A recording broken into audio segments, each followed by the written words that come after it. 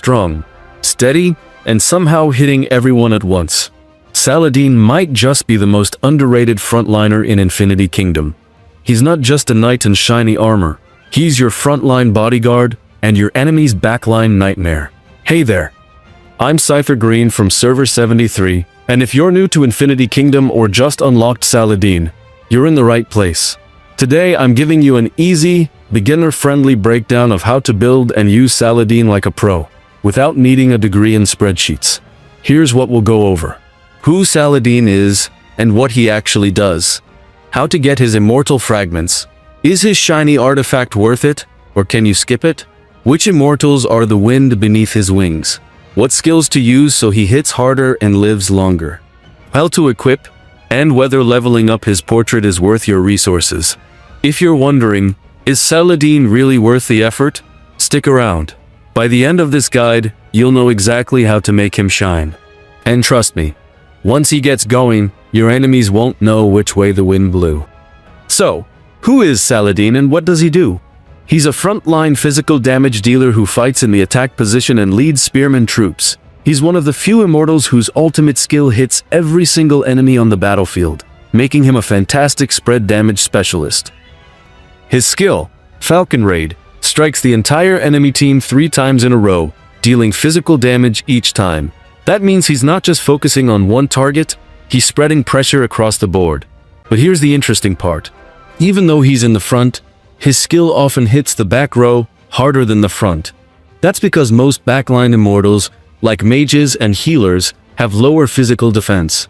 So while it's a team-wide hit, the squishier targets often take the brunt of the damage. On top of that, Saladin has a special passive effect tied to his skill if he's equipped with his exclusive artifact, Wings of War. Every time Falcon Raid deals damage, there's a 65% chance to reduce the enemy's physical defense by 15% for 3 seconds. And since the skill hits 3 times per activation, he can apply this debuff to multiple enemies at once, helping your whole team land stronger follow-up attacks. Saladin thrives in fights that last long enough for him to cycle his skill multiple times. His biggest weakness? He has one of the lowest base energy regeneration rates in the game. So unless you boost that through your build, using surge artifacts, skills like Adrenaline Rush, or support from Immortals like Matilda, he might not fire his ultimate as often as you'd like. Unlike many Immortals in Infinity Kingdom, Saladin isn't available through standard summons or event rewards. That makes him a bit harder to unlock. Here's where you can find him. Random Immortal Fragments. You can find these from events such as Infernal Assault, Rebel Camps, and seasonal events. You can also pick up random Immortal Fragments from the Harbor and the Golden Path shop. Random Wind Fragments. You can find these from the Golden Path shop as well as pick them up in seasonal events. The Mysterious Pearl shop. Keep an eye out here. His shards are near the bottom and cost 5 pearls for 5 fragments. And after you have unlocked him, you can find him in the marketplace. 5 fragments for 500 gems and 10 fragments for 1000 gems. Because his availability is random, unlocking Saladin takes patience and a bit of luck. But once you've got him, he becomes a reliable spread damage frontliner you can build your win team around. Once you've unlocked Saladin, the next major milestone is his exclusive artifact, Wings of War. It enhances his overall performance by increasing how often he casts his ultimate and adding a valuable team utility effect. At maximum level, Wings of War can roll one of 2 special attributes. Surge, which increases energy regeneration speed by 5%, and Iron Fist, which increases physical damage dealt by 2.5%. In this battle, I had Wings of War with Surge equipped. That extra energy regeneration helps him cycle Falcon Raid faster, which means more chances to trigger defense debuffs for your team. And once it's fully leveled, Wings of War adds a powerful passive. There's a 65% chance to reduce the target's physical defense by 15% for 3 seconds every time Falcon Raid hits. This debuff can affect multiple targets and boost your team's overall physical damage. Let's take a look at actual battle data. I used Hannibal's EA for the battle without Wings of War equipped. Falcon Raid accounted for 49% of his total damage. 33 hits landed. Average damage was 588,000 normal, 903,000 crit. Crit rate, 21% and no debuffs triggered, as expected. With Wings of War equipped, Falcon Raid accounted for 44% of total damage, 28 hits in a shorter battle. Average damage was approximately 600,000 normal, 1.5 million crit. Crit rate, 18%, and multiple debuffs triggered across several enemies. So even though Falcon Raid made up a slightly smaller share of total damage, its per-hit power increased, and the defense debuff boosted team output, helping end the battle faster. Without Wings of War, Saladin holds his ground as a solid physical frontliner, reliable and consistent. But with Wings of War equipped, he brings a lot more to the table. Faster ultimate cycles, defense debuffs that benefit the whole team, and stronger synergy with physical heavy lineups. If Saladin's part of your core team, Wings of War is absolutely worth it. If you're not building around crits, Surge is the better role. It helps him ult more often, which means more chances to debuff. If you're running a burst setup with skills like Time to Shine and Bloody Frenzy, Iron Fist might give you a slight edge in peak damage, but it's all about personal output, not team support. So in summary, Wings of War doesn't just power up Saladin, it powers up your entire frontline. Saladin can be a little tricky to build around, since he doesn't have a ton of natural synergy, but he can work well with the right team setup.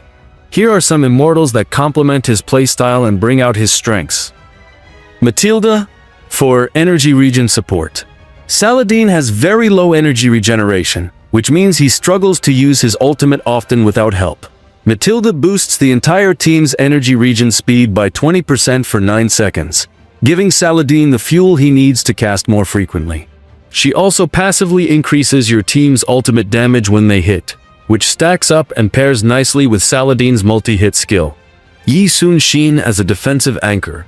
Saladin may deal damage, but he's not exactly tanky. Yi Sun Shin casts a protection zone that reduces all damage taken by allies by 30% for 6 seconds.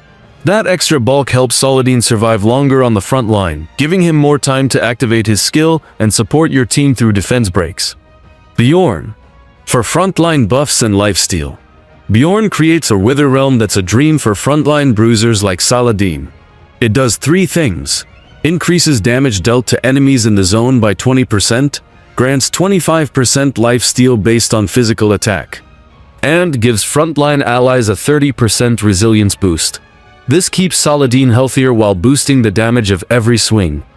Charles, who's a shielding tank. Sometimes, Saladin just needs a wall beside him and Charles is perfect for that. He casts a team-wide damage-absorbing shield at a 400% rate, and boosts his own shield strength even more by an additional 150%.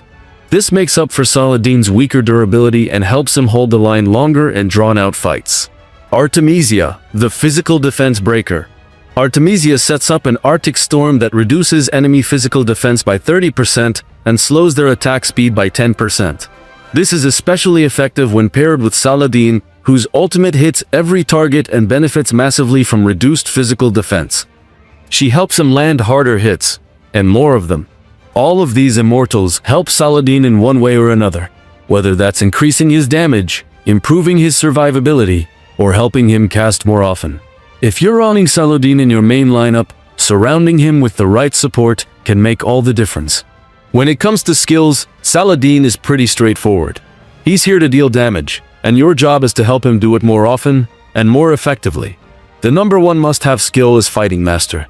Unless you're using the Immortal Fu Fei, you should always equip this.